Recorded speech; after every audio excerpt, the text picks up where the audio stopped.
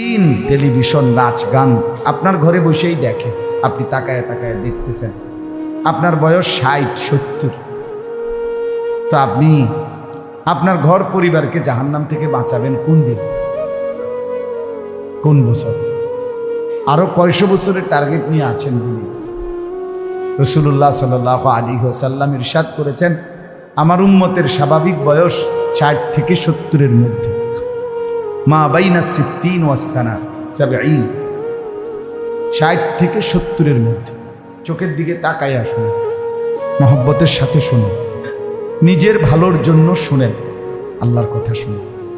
তো বলতেছিলাম, গাফেল সবসময় বঞ্চিত হয়, সামনের কাতারে থেকেও বঞ্চিত হয়। বঞ্চিত হয় মানে খামখেয়ালি, এই মন চায় না, ভাল লাগে না, এইরকম খামখেয়ালি। এই জন্য প্রত্যেকটা মুসলমান, আল্লাহ তাআলা কোরআন কারীমে বারবার বলছে, গাফলত থেকে বাঁচো।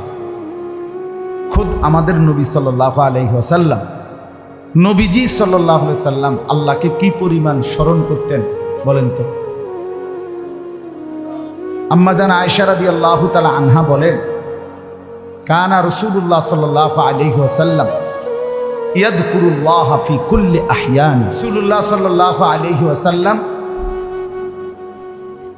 ইয়াযকুরুল্লাহ ফি কুল্লি আহয়ান, আল্লাহ তাআলার জিকির করতেন সারাক্ষণ।